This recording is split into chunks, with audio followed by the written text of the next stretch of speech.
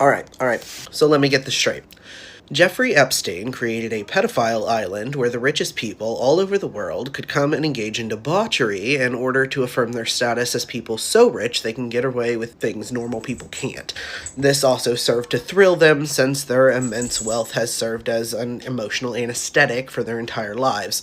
Epstein would then take photographs and videos of these men, and sometimes women, engaging in said illicit acts in order to blackmail them and sell them to various government entities all over the world, as a way for these entities to gain leverage over one another. Jeffrey Epstein then convinced some guy named Moot to create Poll on 4chan. Moot creates Poll, and it quickly becomes a cesspool of far-right propaganda, including the QAnon conspiracy. The most unfuckable losers in our society, who previously would have been sitting in their houses surrounded by garbage and complaining that they can't get a girlfriend because they are too nice, fall for all of this propaganda and all of these conspiracy theories, convince themselves that they are the master race, and use a cartoon frog to get Donald Trump elected. This successfully creates an association between Epstein and QAnoners, which makes discourse around the whole incident damn near impossible. Especially since the Dems are still trying to protect the half-rotted corpse that is Bill Clinton at all costs, because he also had dealings with Epstein. Also, his wife was running for president, despite being possibly the least likable woman in existence. This comes on the heels of Gamergate, a movement created by those same unfuckable men who were mad that women didn't have as big of boobs in video games or something like that. While all of this is happening, a firefighter has a PTSD nightmare about how Donald Trump needs to become the president of the country,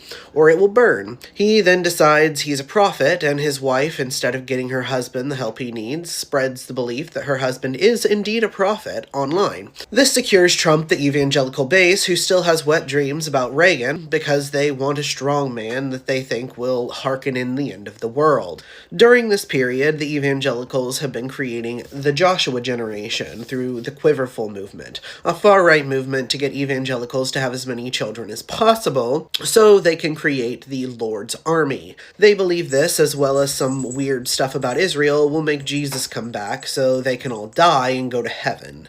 They all want to die and go to heaven because they are the most miserable people on earth, and they pray every day that the rapture will come and give them relief from their loveless marriages and closeted sexualities.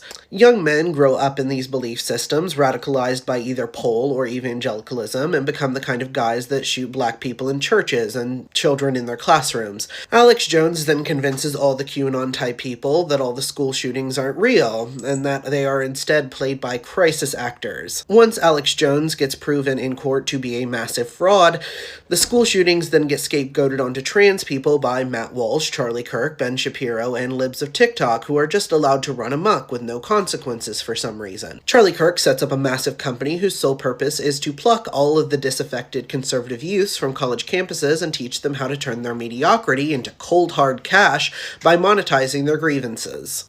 While all of that shit is going on, Donald Trump then starts blaming immigrants for poor white people being poor, and because they are desperate and also racist, they believe it. To them, Donald Trump is the only politician even pretending to care about their economic inequality. This comes at a time when Americans are having larger discussions about racial inequality, and the academic term white privilege is then weaponized by the far right. This term is twisted to mean these people only think black people face hardship instead of white people don't have to face the reality of racism in this country and the disadvantages that come with racism specifically.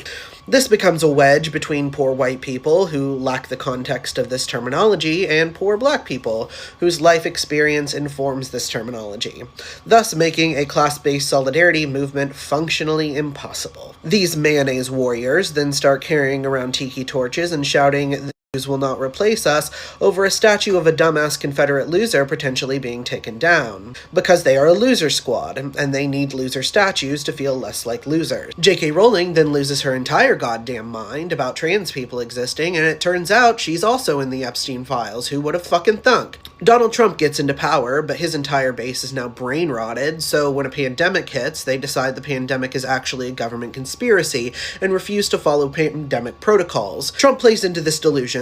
Thousands die as a result.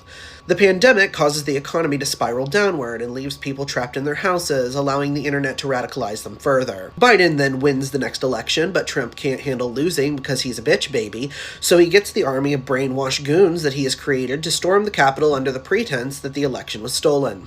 Democrats then proceed to be functionally useless for 4 entire goddamn years, so no one involved in that whole insurrection is ever brought to justice. Then October 7th happens, and one of the most heated international debates in modern world history gets inflamed. Israel begins to genocide the Palestinian people, more than they were before, in response to October 7th, which came as a result of decades of occupation and apartheid. Both Democrats and Republicans fully support Israel. This makes Democrats functionally unviable as candidates in the upcoming election, as their base is far more divided on this issue than the Republicans' base is. Biden's old hobbling ass then decides to run again, but halfway through this campaign, the Dems realize he is far too old and hobbling to be president again. So instead they put up Kamala Harris, the most milquetoast human being on planet Earth, who is both unable to meet the moment on Palestine and also a black woman, which makes her unable to get the votes of racist and misogynistic centrists. Trump then wins the election again on a campaign of just pure disinformation after being maybe shot in the ear, but no one is really sure if that even happened because everything that comes out of these people's mouths is a fucking lie, so who fucking knows? While all of this is happening, generative AI gets to the point that it can create nearly entirely lifelike videos. This not only further spreads disinformation, but it also creates a massive bubble that is essentially keeping our entire economy afloat, and should it pop, we will face another Great Depression. Speaking of tech companies, the richest man on earth now owns the biggest social media company in existence. This guy is a big loser who begged Epstein for access to his pedophile island on Christmas morning when his kids were in the house. This big, giant, ketamine-addled loser helps Donald Trump get elected a second time, and in return, Trump gives him and his broccoli-headed staffer named Big Balls full access to national secrets, and allows them to essentially gut the government. Donald Trump's VP is a man who wanted so badly to prove to himself that his mom shouldn't have tried to sell him for Percocet that he hands over his soul to an antichrist-obsessed tech mogul in exchange for power. He then uses this ability to talk about the opioid epidemic to further radicalize people affected by it into believing it was caused by immigrants instead of the Sackler family. This leads to ICE raids, where people are now being ripped out of their homes. ICE then fully occupies Minneapolis because their governor was Harris's running mate, and Donald Trump is a petty little bitch. He does this under the pretense of Somalian daycare fraud, an issue that was both not just being committed by Somalian people, and also had been under investigation already for years at that point. So this issue that had already pretty much been taken care of was then turned into a full-blown conspiracy theory. Then Trump's golden boy, Charlie Kirk, gets shot in the neck by one of the aforementioned school shooter freaks, and this, as usual, gets scapegoated onto trans people, as Kirk's wife, who obviously hated the man, throws a multi-million-dollar funeral. The right has their martyr. Fortunately for all of us, they are all incompetent dipshits, so everyone just AI-generated this dude's face onto, like, Garfield and shit. We narrowly avoided the American Reichstag fire moment because Erica Kirk couldn't stop looking elated at her husband's death, and all his friends couldn't stop grifting over his corpse for 2 fucking seconds. Then, his only friend, and possibly his mistress, loses her whole goddamn mind and starts talking about how he was actually a time traveler, thoroughly cementing herself as the new Alex Jones. But Epstein's ghost keeps haunting Donald Trump, since despite him running on releasing the Epstein files, or at least his entire party running on him doing that, he is all over those motherfuckers, committing some of the most heinous acts humans are capable of. Plus, at this point, his mind is starting to go, so his entire administration is basically being run by a combination of grifting podcasters, SS cosplayers, and raving lunatics whose sole purpose is to keep Donald Trump in power so he never has to face consequences. The problem is, as stated previously, they are all stupid, incompetent morons. The next generation poised to take over the Republican Party is a gay Mexican neo-Nazi who loves catboys named Nick Fuentes, Tucker Carlson, heir to the Swanson frozen dinner fortune, Marjorie Taylor Greene, a disillusioned QAnon conspiracy theorist, J.D. Vance, who has been chastised by multiple popes, and Charlie Kirk's psychopathic widow who can't stop beefing with her dead husband's psychopathic alleged mistress. So now, all the would-be school shooters and the guys who did Jan 6th and the dudes who did Gamergate are all being paid a $50,000 signing bonus to put on masks and terrorize immigrants. People are being shot in the streets. Everyone wants to kill each other. Journalists are getting arrested. Our president is trying to set up resorts on both Greenland and the Gaza Strip. We just kidnapped the president of Venezuela and his wife. Nobody can afford groceries groceries, all because every single goddamn rich person on planet Earth couldn't be bothered to not SA children.